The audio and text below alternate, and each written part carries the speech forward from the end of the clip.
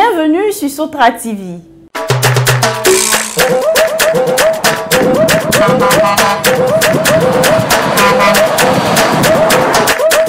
Vous êtes sur le réseau, émission consacrée à l'actualité de la Sotra. L'émergent débarque à Nyama. Lancée depuis le 30 septembre dernier, la ligne 60 de la Sotra enregistre désormais cet autobus articulé tant apprécié des usagers. Lundi 28 octobre 2019, terminus de la ligne 60 à Nyama, les clients s'impatientent de monter à bord de l'émergent, le tout nouveau bus articulé de la Sotra. C'est le départ de la mairie d'Abobo. C'est une joie pour nous, population d'Anyama, avec l'arrivée de ce bus articulé. C'est tout un confort. Voilà, et vous constatez avec moi qu'il n'y a même pas de bousculade.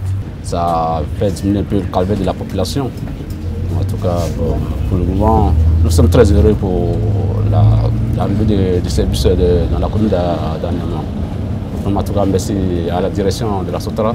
Nous, on va à Djamé, donc on a besoin de ce qui va partir direct à Djamé. Mais sinon, pour le moment, là, c'est bon, c'est mieux.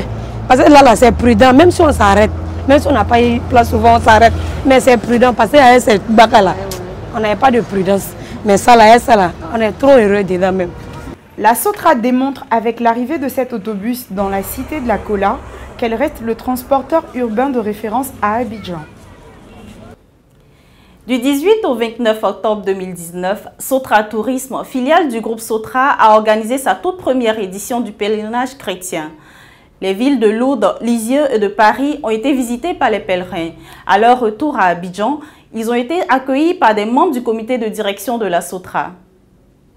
C'est aux environs de 20h05 que les 11 pèlerins chrétiens de Sotra Tourisme ont foulé l'aéroport Félix Houphouët-Boigny.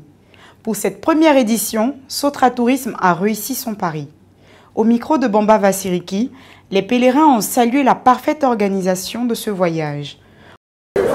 C'est ma première fois de participer à un pèlerinage. Bon, pour l'organisation, sincèrement, c'était bon. Les religieux étaient contents de voir les ressortissants ivoiriens pour venir faire le pèlerinage. Nous avons été gâtés là-bas même. Gâtés, dans le bon sens.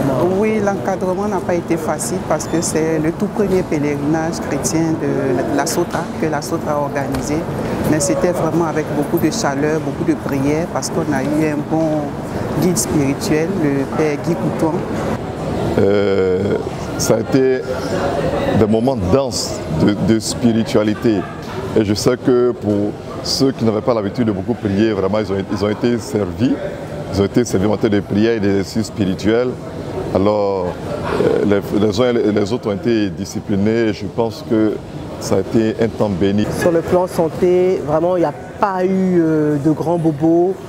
Il faisait froid. Donc, il y a 2 qui ont eu la grippe, dont moi. Plus une dame. Et puis, c'était quelquefois des petits troubles digestifs ou des petits céphalées. Il n'y avait pas grand-chose. Pour Tano Sylvain, directeur de Sotra Tourisme, c'est une grande satisfaction d'avoir réussi ce premier test.